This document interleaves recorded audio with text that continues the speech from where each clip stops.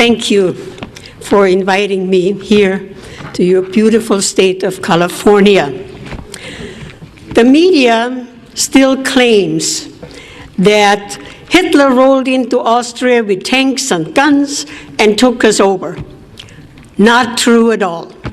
The fact is that the Austrian people elected Hitler by 98% of the vote by means of the ballot box. Now, how could that happen in a Christian nation, almost 100% Catholic, that they would elect a monster like Hitler? Hitler did not look like a monster. He did not act like a monster. He talked like an American politician. The year was 1938.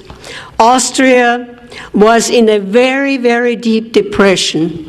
We had more than 30% unemployment. We had 25% inflation.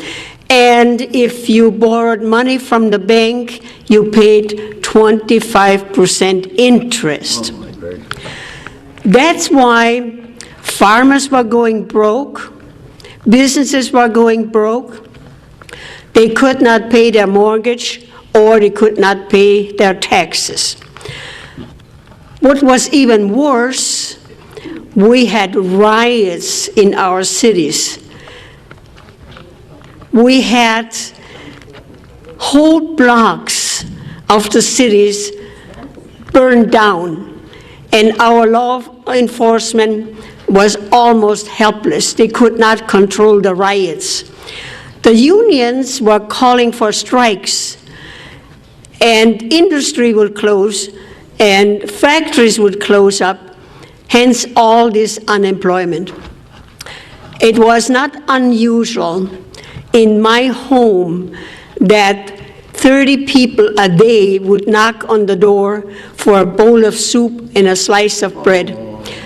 They could keep themselves alive by going door to door. There were no jobs. They were young people, college graduates, no jobs. The media told us that in Germany, where Hitler ruled since 1933, they had full employment, they had a high living standard, and everybody was driving the little beetle car, the Volkswagen. We did not hear a whisper that anybody was being persecuted or arrested. We only heard good things. And of course, we spoke the same language. We spoke German. We had the same culture. There was only a border between us, Austria and Germany, like South and North Dakota. And we said, why not? We would like to have the same high living standard what Germany had, and of all the things, jobs. People wanted to work. Austrian people are not lazy, they want to work. So the Austrian people petitioned the government for a plebiscite, for an election. And hence, the Austrian people elected Hitler by 98% of the vote. So we got a new government, National Socialism. I translate for you, Nationalsozialismus, from the word national, the word Nazi derived. So we were getting a Nazi government. Nobody was elected anymore from the school board, the city commission, the county commission, legislature, and governors. They were all appointed. Well, we thought they would only pick the very best people to govern us. Just like in Germany, we trusted them. We did not ask questions.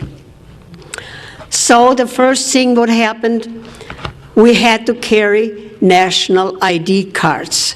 You could not board a bus, you could not board a train without showing your national ID card. Don't ever let that happen here. Very bad idea. The next thing what happened, Hitler gave us free radios. So we could listen to him. He was a great orator. And then he nationalized the radio station.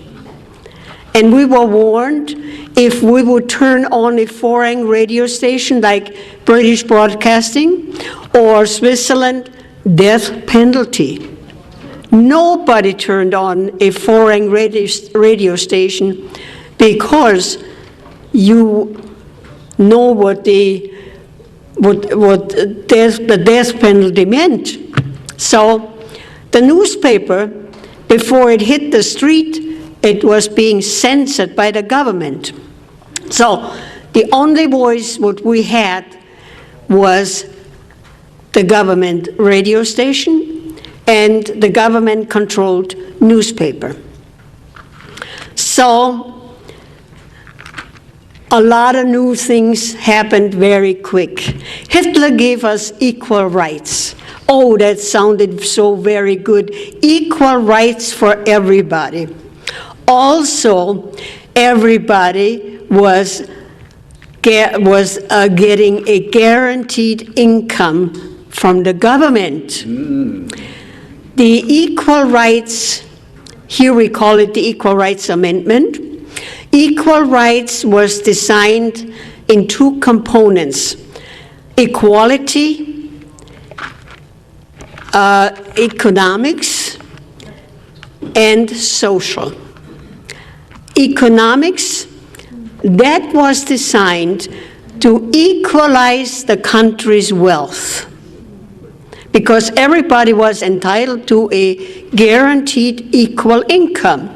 In order to achieve that, they had to raise our taxes up to 70% to equalize the wealth. Those who were on the lower income level, to graduate them up there to an equal level. They got subsidized housing, they got food stamps, they got heating fuel, and they got a certain amount of payment from the government for each child. So they equalized the country's wealth by taxing us 70% to bring that level, the lower income level, into an equal level, and that is called socialism. Yes. On the social level, of course, under socialism, everybody has to be in the workforce. Before Hitler, of course, the moms stayed home, they were good wives, and they raised their families. But under socialism, if you are not in the workforce, you are called a parasite. So the moms were being put out into the workforce, so what happened to the children?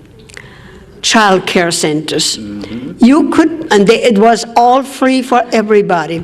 You could bring your 4-month-old baby, leave it there 24 hours, 7 days a week. As longer you left your child there, the better the government liked it.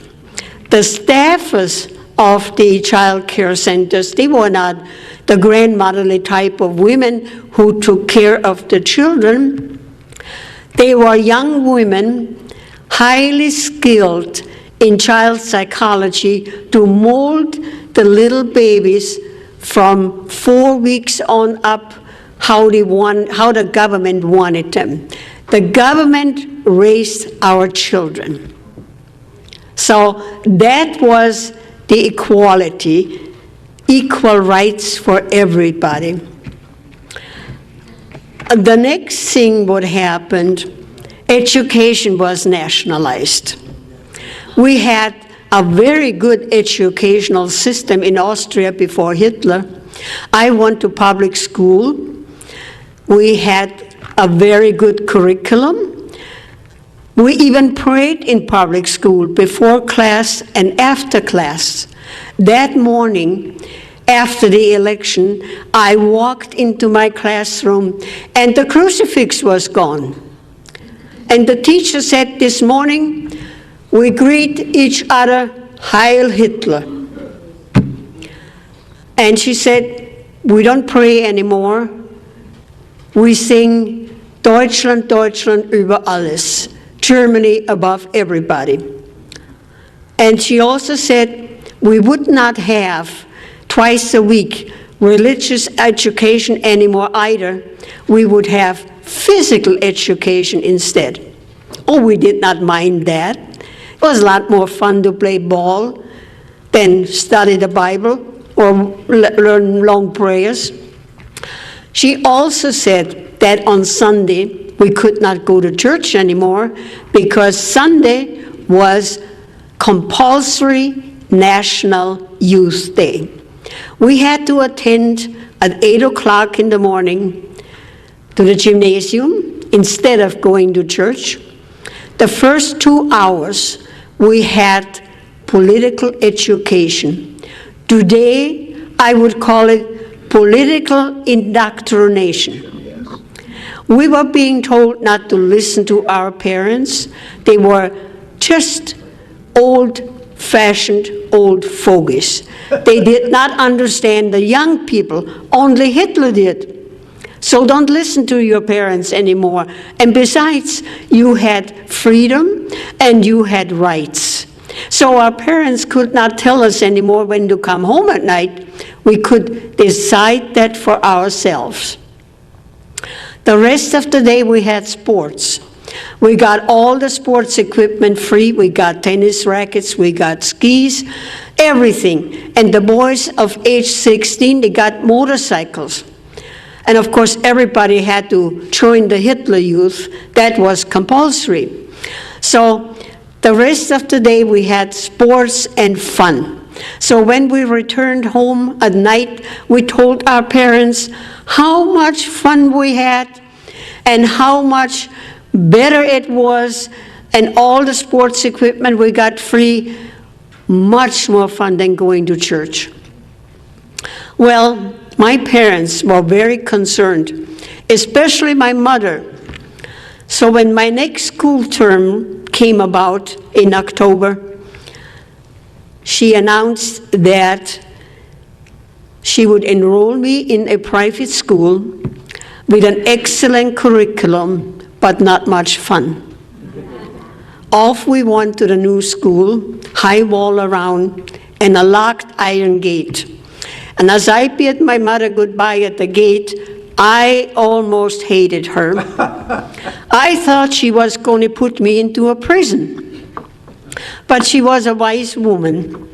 She said, today you do not understand why I'm doing this for you. But when you grow up a bit, you will understand. Had my mother not intervened, today I would be a radical Marxist. So, on holidays, I could go back home for a visit. Of course, I was curious. I would go back to my former classmates and find out what was going on. I was shocked.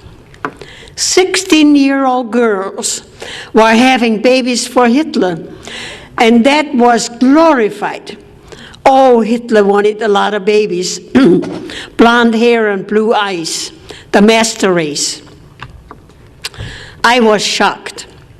So that was our educational system. Hitler also nationalized our car industry. Austria built a little car, a little bit bigger than a Fiat. Hitler said, we don't need another little car, we already have the Beetle car, the Volkswagen. So he turned the car industry into a defense industry. Also, Hitler nationalized our banks. Hitler said, those greedy banks, they were the ones who charged 25% interest. And that is why the farmers were going broke and the businesses were going broke. And he looted the Jewish banks. So our banks were being nationalized. Next thing, what happened, he nationalized our healthcare system. We had a reasonable good healthcare system, which was financed by private insurance. We had good hospitals, we had good doctors, and everybody was reasonable well being cared for. This all changed very fast. My brother-in-law, who was a family physician, he told me that when he arrived at his office at 8 o'clock in the morning, 40 patients would be lined up waiting for him to be cared for. He said it was like practicing medicine on a conveyor belt. He only had time, 5 or 10 minutes per patient, and besides all the paperwork, it was a system from well taken care health care to a very, very bad system. And what was even worse, he told me that naturally all the doctors were being salaried by the government. There was no more free market. Free market did not exist anymore. The government salaried all the doctors. So my brother-in-law was a very conscientious doctor. He would only prescribe medication what the patient really needed. But if that medication was not on the government's list, they took it out of his salary, and his salary dwindled down to almost nothing. So a lot of doctors left the country. A lot of doctors left, including my own husband. My husband did not want to practice medicine like his brother had to. He wanted free market medicine. He came to this country, and I remember telling me how wonderful our healthcare system was, how modern our hospitals were compared what he left behind. He said, I hope it will never change. Today, he would turn over in his grave how healthcare will change. Also, of course, under a socialist government, you have a lot of rules and regulation. We had a planning agency that was designed to control the businesses and the farmers. The bureaucrats, we had tons of bureaucrats. That's how Hitler created jobs, government jobs. Lot of bureaucrats. And they would go out on the farms and count the livestock and tell the farmers what to plant, how much to plant, and how much they had to harvest, regardless of the weather. They would go into the businesses and snoop around what they could find under the auspices of health and safety. Mm-hmm. Here we call it OSHA. They were nitpicking everybody.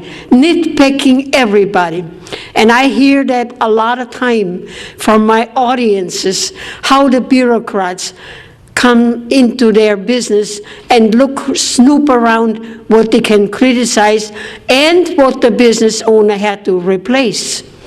And that's why a lot of businesses in Austria could not afford replacement, whether it was round tables versus square tables and more bathrooms. So a lot of businesses closed their doors. So Also, the bureaucrats would go out on the farms and count the chickens and order the chickens how many eggs they had to lay. That's right. Ridiculous. Absolute ridiculous. Hitler wrote a book, Mein Kampf, My Struggle. He wrote in the book everything what he was going to do, that he was going to take over the world. But the Austrian people were so busy with athletics and sports, so very few people read the book. Had we read the book, we would have known what was coming. We would have known what was coming. Abortions were highly illegal. Hitler wanted a lot of babies, blonde hair and blue eyes, the master race. But when a couple was not 100% Aryan and the woman was pregnant, she was forced to have an abortion. Hitler did not want any foreign blood, only the Aryan, pure German blood. We also had euthanasia, killing people. In my last year of college, I was sent to a small village to do my practice teaching. Maybe I should back up and tell you what really happened in education. When the time came to pick your major in college, I wanted to be a journalist and writer. I was told they didn't need journalists, they did not need writers either. They needed young teachers. So I had to go into education. I did not mind that because I like children. So in my last year in college, I was sent to a small village in the mountains, and I was told that because in the wintertime, the mountain passes would close up because of the masses of snow. So people in that village, they intermarry family into family. And we know by genetics that sometime the offsprings, the baby, is a bit mentally handicapped. So when I arrived in that village, I was told they had about 15 of mentally handicapped people. One man I know very well, he was the janitor in our school, Vincent. He could not read or write.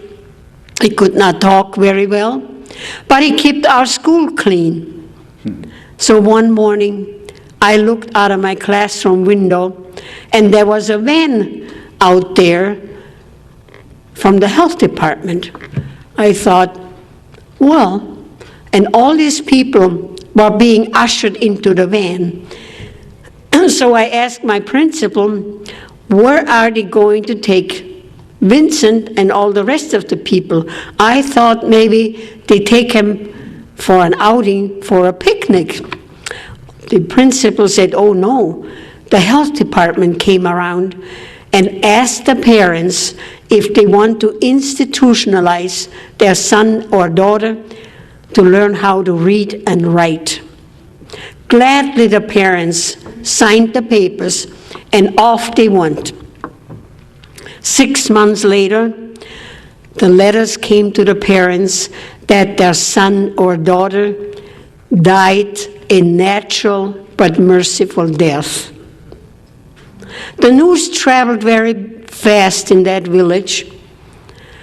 People said, well, they all left in excellent health, in good health. And why should they all die within 6 months? It dawned on the villagers that they were being euthanized. After the war, I found out that 20,000 children, handicapped children, were being euthanized. Hitler wanted perfect people. On a personal note, God forbid, should I ever become handicapped, I will never apply for a handicapped license plate because I don't want to get on the list. Amen. And I know that under Obama's health care, we have eugenics. And that means those of us who are getting old, like me, I'm 87 years old, there is no more money for us. So that was euthanasia. We also had a federal police force, secret police, commonly known as the Gestapo, and they were everywhere in civilian clothes. You didn't know who they were. People disappeared all the time, and nobody knew where people were being taken. Nobody knew, but people disappeared. And the Gestapo, they watched everybody's coming and goings, because we had national ID cards, and of course you could not board a bus or a train without showing your national ID card.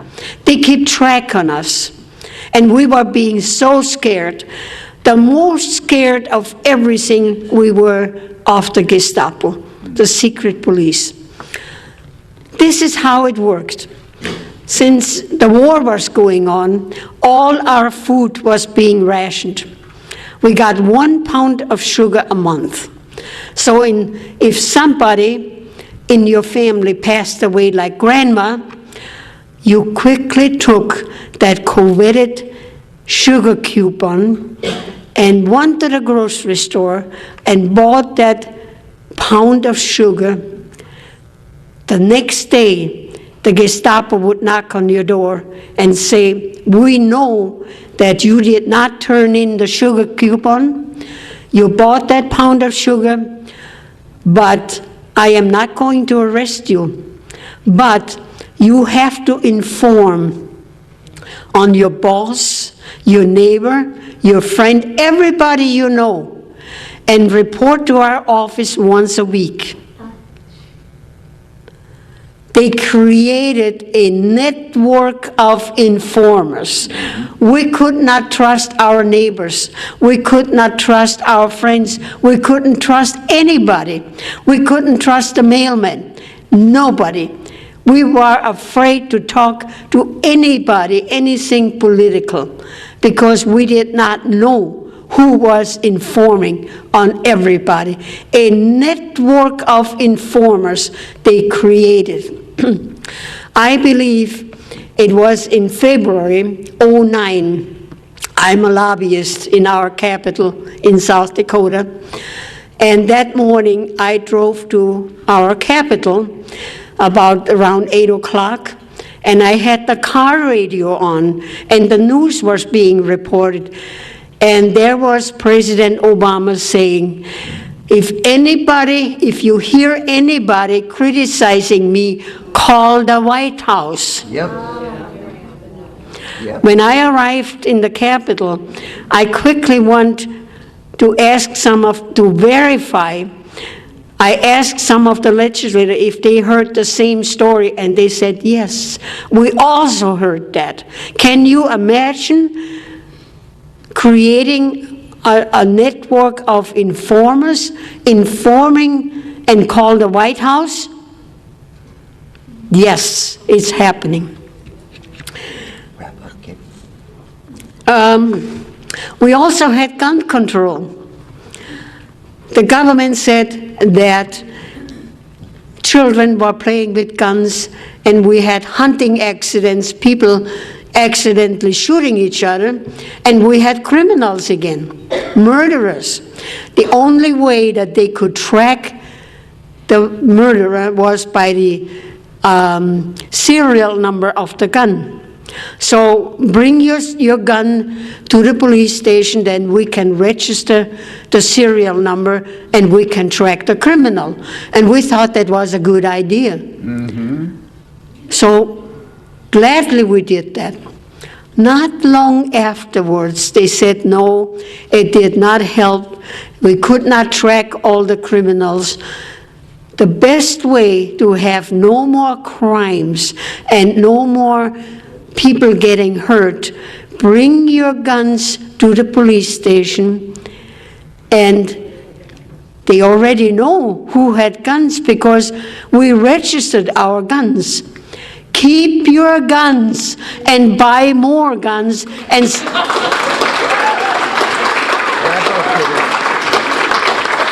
stack up on your ammo. A gun is no good if you don't have any ammo. Dictatorship did not happen overnight. It took 5 years, from 1938 until 1943, we had a full-blown dictatorship. Had we kept our guns, we would have fought a bloody battle to the last man and women to keep our freedom. But we had no guns. A classic example is, in Switzerland, it is law that everybody has to have a gun. And Hitler took every country in Europe except Switzerland. And Switzerland did not have a war for more than 600 years. Hitler never tackled Switzerland. So keep your guns. Keep your guns.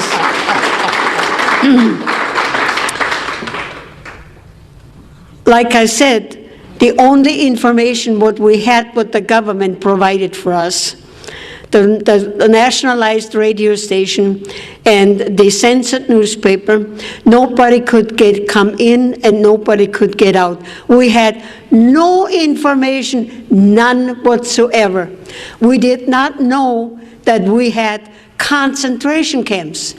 We found that out after the Americans and the Allies liberated us, that we had concentration camps, and we were shocked. We were totally shocked. When the people fear the government, that's tyranny.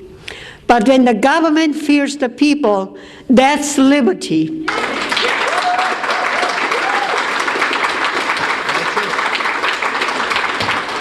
We have to take our country back as we know it. And a good way is that we educate our friends, everybody.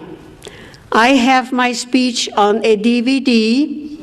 I urge you to have house parties, play my DVD, invite your neighbors, your friends, and educate them on socialism. We are almost 80% there. We have to take our country back as we know it. Those of us who sailed past the Statue of Liberty, we came to a country of unbelievable freedom and opportunity. America is the greatest country in the world. Amen. If we can keep it.